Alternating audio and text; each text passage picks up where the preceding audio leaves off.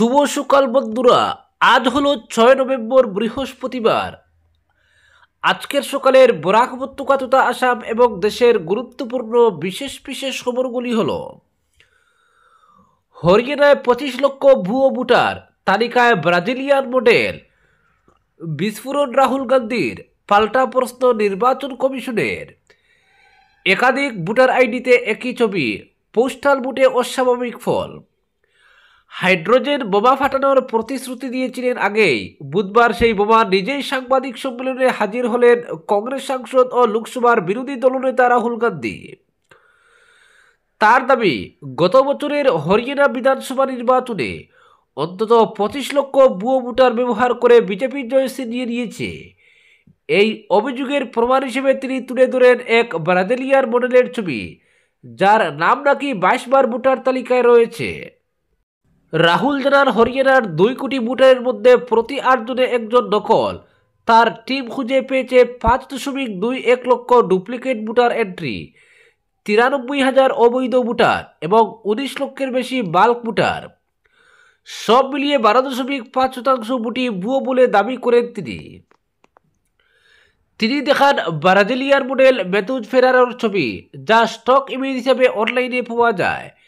রাহুলের দাবি, এই ছবিটি সীমা সুইটি সরস্বতী সহ একাধিক নামে ভোটার তালিকায় রয়েছে এবং 10টি বুথে 22 বার ভোট দেওয়া হয়েছে।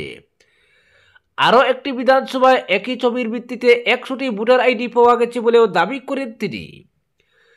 রাহুল গান্ধী বলেন, এই মহিলা চাইলে 100 বার ভোট দিতে পারেন। এটা এমনভাবে তৈরি করা হয়েছে যাতে বিজেপির কর্মীরা অন্য রাজ্য থেকে এসেও ভোট দিতে পারেন। নির্বাচন কমিশনকে সরাসরি আক্রমণ করে তিনি বলেন, কমিশনের সফটওয়্যার থাকলেও তারা ইচ্ছাকৃতভাবে ডুপ্লিকেট নাম সরাচ্ছে না, কারণ তারা বিজেপিকে সাহায্য করছে। এইচ ফাইলস নামে একটি ডকুমেন্ট তুলে ধরে রাহুল বলেন, এই ফাইলই প্রমাণ দেবে কিভাবে গোটা রাজ্যে ভোট চুরি হয়েছে। এটা আর কোনো একটি কেন্দ্রের সমস্যা নয়, এটা রাজ্য স্তরের চুরি। যুব সমাজের উদ্দেশ্যে রাহুলের বার্তা, এই ভোট চুরি আসলে ভবিষ্যৎ চুরি। জেনজিকে বলছি, এই তথ্যগুলো দেখুন, বুঝুন, প্রতিবাদ করুন। তিনি আরও বলেন, একদিন পুল কংগ্রেসের জয় দেখালেও ফলাফলে জয়ী হয় বিজেপি। হরিয়ানার মুখ্যমন্ত্রী নায়াব সিং সাহানি নির্বাচনের আগেই বলেছিলেন, ব্যবস্থা হয়ে গিয়েছে। কি সেই ব্যবস্থা? রাহুলের প্রশ্ন, কিভাবে তিনি নিশ্চিত ছিলেন বিজেপি জিতবে? রাহুল দাবি করেন, হরিয়ানার 8টি আসনে কংগ্রেস খুব কম ব্যবধানে হেরেছে। একটিতে মাত্র 32 ভোটে, সব মিলিয়ে 22,779 ভোটের ব্যবধানে হেরেছে কংগ্রেস। তার অভিযোগ, এই ব্যবধানটাই পরিকল্পিতভাবে তৈরি করা হয়েছে। আমরা 100% প্রমাণ নিয়ে বলছি।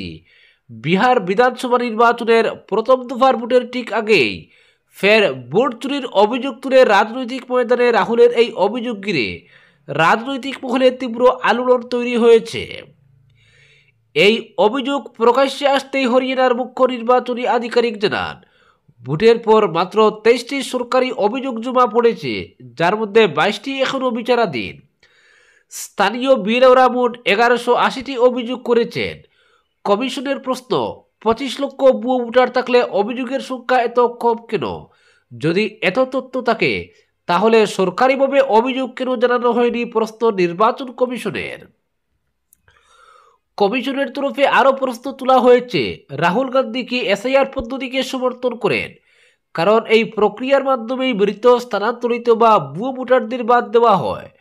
কমিশনের বক্তব্য, যদি তর্কের খাতিরে ধরে নেওয়া হয় 25 লক্ষ ভুয়ো ভোটার রয়েছে, তাহলেও কিভাবে নিশ্চিত হওয়া যায় যে তারা বিজেপিকেই ভোট দিয়েছেন?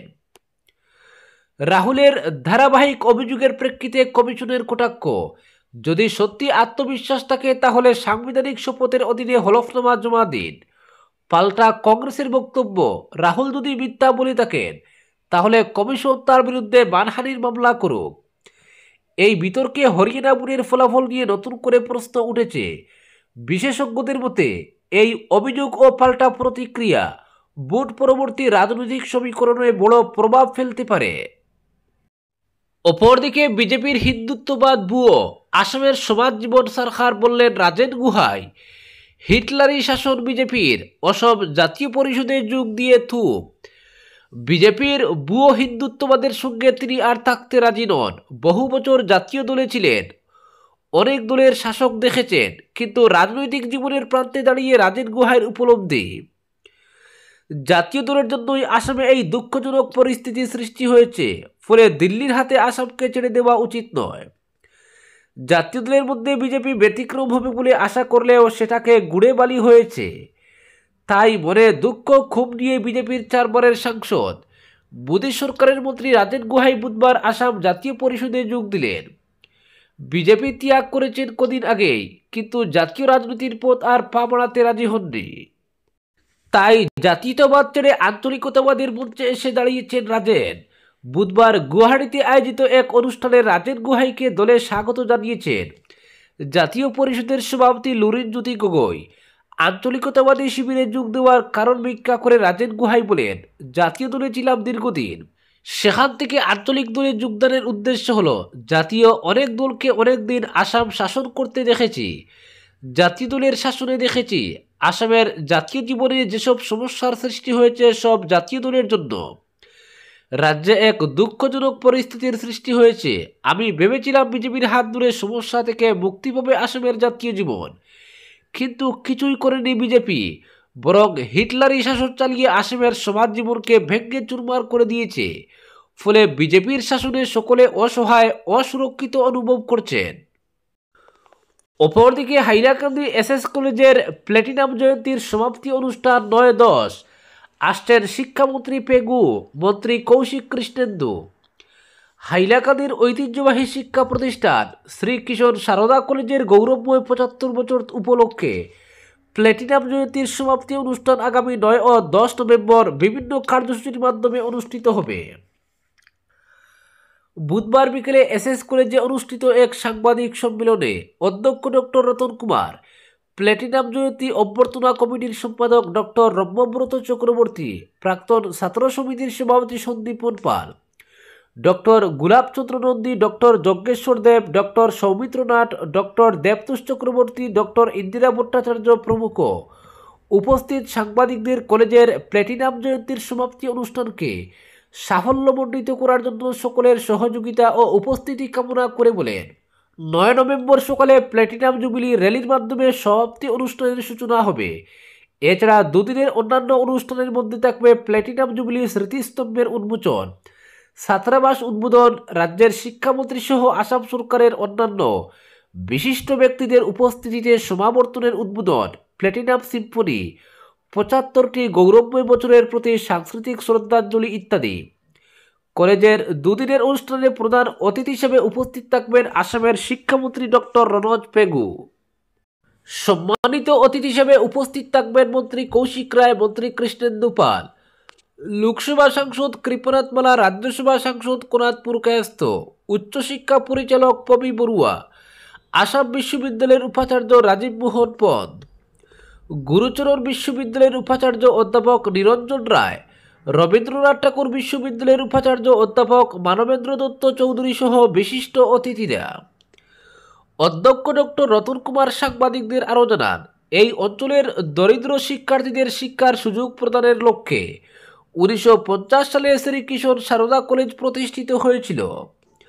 বছরের পর বছর ধরে কলেজটির পরিসর উল্লেখযোগ্যভাবে বৃদ্ধি পেয়েছে এবং হাইলাকান্দি জেলার উচ্চশিক্ষার অন্যতম প্রধান প্রতিষ্ঠানে পরিণত হয়েছে। কলেজের প্রাক্তন ছাত্ররা আজ পৃথিবীর বিভিন্ন স্থানে বিভিন্ন পেশায় সম্মানের সাথে কাজ করে যাচ্ছেন। প্ল্যাটিনাম জয়ন্তী শ্রীকৃষ্ণ সারদা কলেজের জন্য একটি বিশেষ মাইল ফলক। অপরদিকে মানুষ মানুষের জন্য গানটি কেবল আসামের নয়, সমগ্র মানবজাতির সম্পদ বললেন মুখ্যমন্ত্রী। মানুষ মানুষের জন্য গানটি শুধু আসামের নয়, এটা সমগ্র মানবজাতির সম্পদ, এই মন্তব্য করেছেন মুখ্যমন্ত্রী হিমন্ত। বুধবার সাংস্কৃতিক পরিক্রমা বিভাগের উদ্যোগে আয়োজিত ভারতরত্ন সুধাকণ্ঠ ডক্টর ভূপেন হাজারিকার শ্রদ্ধাঞ্জলি অনুষ্ঠানে মুখ্যমন্ত্রী এই মন্তব্য করেন। এদিন সুধাকণ্ঠ ডক্টর ভূপেন হাজারিকার 14th মৃত্যুবার্ষিকী উপলক্ষে গুয়াহাটির জালুকবাড়ি স্থিত ডক্টর ভূপেন হাজারিকা সমন্বয় তীর্থে এই বর্ণময় অনুষ্ঠানের আয়োজন করা হয়। অনুষ্ঠানে মানব শৃঙ্খলের মাধ্যমে সমস্বরে পরিবেশন করা মানুষ মানুষের জন্য গানের সুর মিলিয়ে মুখ্যমন্ত্রী পবিত্র আসাম ভূমির অমল গৌরব, দেশের বর্ণিল সাংস্কৃতিক ইতিহাসের অত্যুজ্জ্বল নক্ষত্রকে গভীর শ্রদ্ধাঞ্জলি নিবেদন করেন। এ উপলক্ষে সংবাদ মাধ্যমকে মুখ্যমন্ত্রী বলেন, ভারতরত্ন ডক্টর ভূপেন হাজারিকার চতুর্দশ মৃত্যুবার্ষিকী উপলক্ষে কৃতজ্ঞ আসামবাসী জনতার পাশাপাশি প্রবাসী অসমীয়ারাও নিজ নিজ স্থানে বিভিন্ন অনুষ্ঠান আয়োজন করে সুধাকণ্ঠের প্রতি শ্রদ্ধা নিবেদন করেছেন। তিনি বলেন, আজ রাজ্যের ৩৫টি জেলা এবং ২৭টি উপজেলায় ভারতরত্ন সুধাকণ্ঠ ডক্টর ভূপেন হাজারিকাকে শ্রদ্ধাঞ্জলি জানাতে বিশেষ অনুষ্ঠানের আয়োজন করা হয়েছে। প্রতিটি জেলা সদরে ৫,০০০-এর অধিক ছাত্রছাত্রী, যুবক যুবতী এবং জনসাধারণ সমবেত হয়ে মানব শৃঙ্খলের মাধ্যমে সুধাকণ্ঠ ডক্টর ভূপেন হাজারিকার মানুষ মানুষের জন্য অমর সঙ্গীতটি পরিবেশন করার ব্যবস্থা করা হয়। প্রায় ২ লক্ষাধিক শিল্পী, কলাকুশলী এবং জনতা বরাক ব্রহ্মপুত্রের পাহাড় সমতল সব স্থানে এই গানটি পরিবেশন করেন। আজকের বিশেষ সংবাদ এখানেই সমাপ্ত।